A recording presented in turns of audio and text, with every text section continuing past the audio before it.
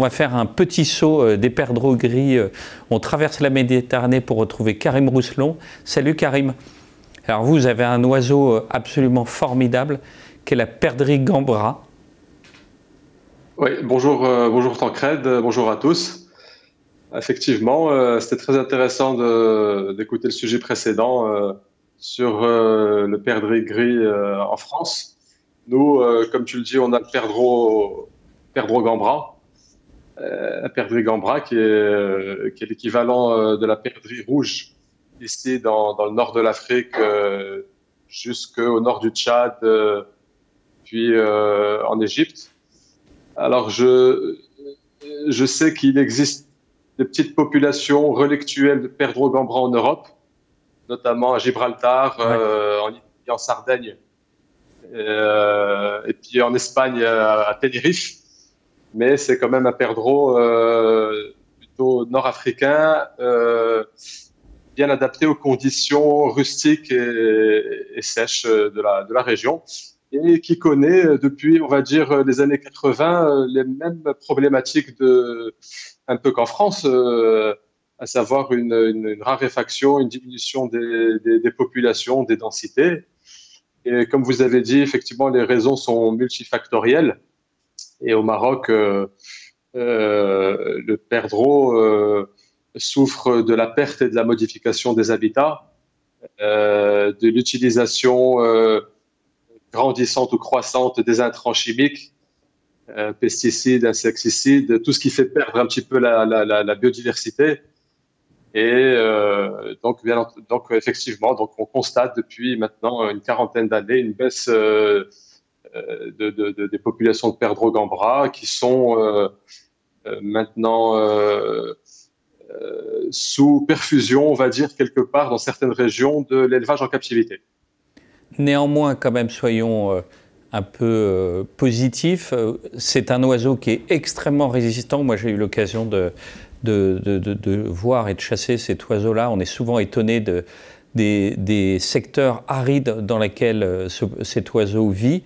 Il reste encore quand même de très belles populations de perdrix gambra quand même au Maroc en particulier. Oui. Alors effectivement, c'est un oiseau très rustique, très bien adapté à son milieu. Et le Maroc a beaucoup de territoires et de zones encore naturelles où il y a des belles populations de perdreaux sauvages, notamment dans les zones montagneuses, que ce soit le Haut-Atlas, le Rif, qui sont des zones très difficiles d'accès déjà pour les chasseurs, où résident pas mal de perdreaux sauvages. Alors toi, on va te présenter un peu. Depuis 3 ans, si je me trompe, tu es directeur maintenant de la Sochatour, qui est la grande agence en fait de chasse cynégétique, en tout cas au Maroc. Une des agences, ou la grande agence en tout cas, qui permet d'accueillir des touristes dans votre pays. Et en particulier leur faire chasser, alors tu me diras si je me trompe, donc la perdrix, la tourterelle l'été, j'en oublie, dans la caille, le sanglier bien évidemment. Vous avez un territoire fabuleux, entre autres à Arbawa pour la bécassine, c'est ça? Oui, exact. Alors, tu connais bien, parce que tu es toi-même venu au Maroc et tu as visité la majorité des sites de la Sochatour. Et donc, la Sochatour est un des acteurs principaux du secteur de la chasse touristique au Maroc. Elle existe depuis les années 1979. Et puis, on gère à peu près 300 000 hectares de zones de chasse réparties du nord au sud du territoire marocain, pour effectivement accueillir des chasseurs étrangers, mais aussi des chasseurs nationaux, à la découverte des plaisirs cynégétiques du Maroc. Au niveau grand gibier, on a le sanglier, qui est le même sanglier qu'en Europe, le sanglier européen ou le sanglier eurasien. C'est une variété ou une variété géographique nord-africaine. Et on a depuis maintenant 2 ans la possibilité de chasser également à l'approche le mouflon à manchette. Alors, il y en a un juste au-dessus de toi, à mon avis. Montre-nous. Voilà. Effectivement, voilà. Alors là, Ah bah très bien, merci. Il y a un trophée de mouflon à manchette. Alors, est-ce qu'il est originaire du Maroc ou c'est une espèce que vous avez introduite? Non, alors le mouflon à manchette, c'est un animal que l'on retrouve dans le nord de l'Afrique du Nord, donc Maroc, Algérie, Libye jusqu'au Tchad. Il y a la possibilité de le chasser en Espagne, au Texas, mais là, il est introduit. Au Maroc, c'est son habitat naturel. Alors c'est nouveau parce que jusqu'à présent, dans mes souvenirs, c'était totalement interdit. Donc vous avez réussi à faire ouvrir cette espèce. Donc là, pour le coup, c'est une clientèle étrangère, j'imagine, avec certainement de très vieux animaux, parce que comme vous ne l'avez pas chassé pendant des années, j'imagine qu'il y a des très beaux trophées, non? Oui, exact. Il a fallu. C'est un travail de longue haleine.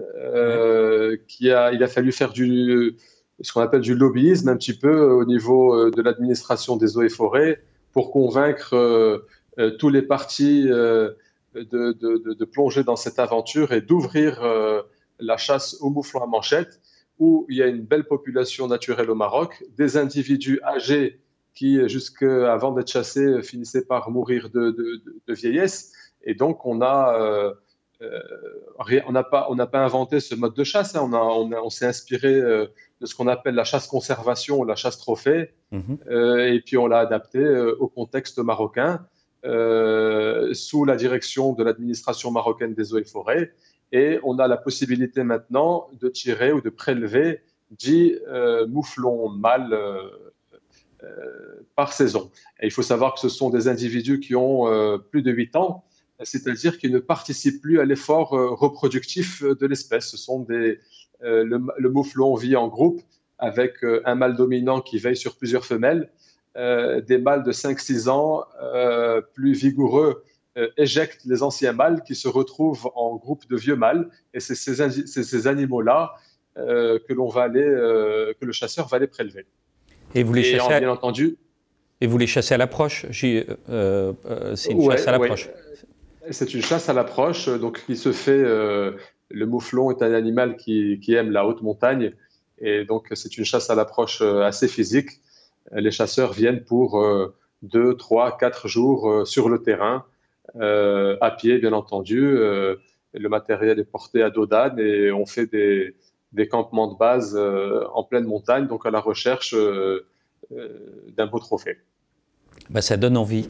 J'en profite parce qu'on a Thomas Alphen qui est armurier, qui est avec nous et qui a eu la chance aussi de chasser la bécassine sur le territoire d'Arbawa dont je parlais tout à l'heure. Tu essaies de nous présenter un peu ce territoire parce que c'est assez fabuleux ce que vous organisez là-bas. Ouais, c'est le site vitrine de la Sochatour au Maroc. C'est, on va dire, un des sites les plus réputés pour les chasseurs étrangers qui veulent venir découvrir la chasse au Maroc, parce que c'est un territoire qui offre la possibilité de chasser à peu près toutes les espèces gibier chassables au Maroc, mais surtout la bécassine des marais, vu que ce sont des zones de rizières et des zones de marais, comme vous pouvez voir sur les photos. Et donc, on a aussi beaucoup de canards. Donc, c'est un territoire très favorable pour le gibier d'eau migrateur. Je confirme, j'ai eu la chance d'aller faire une passée là-bas il y a 2 ou 3 ans. C'est absolument magnifique. Écoute, Karim, un grand merci. On espère te voir lors d'un de tes passages en France, t'avoir sur notre plateau. Bonne continuation. On croise les doigts pour que vous ayez pas mal d'eau parce que les bécassines ont besoin que vos marais se mouillent autour de septembre, octobre, novembre pour les accueillir. Et bravo pour tous les efforts que vous faites et bravo aussi pour le mouflon à manchette. J'espère qu'on aura l'occasion de revenir sur ce sujet parce que c'est magnifique qu'il puisse être chassé comme ce que vous avez mis en place. Merci. Allez, à très bientôt.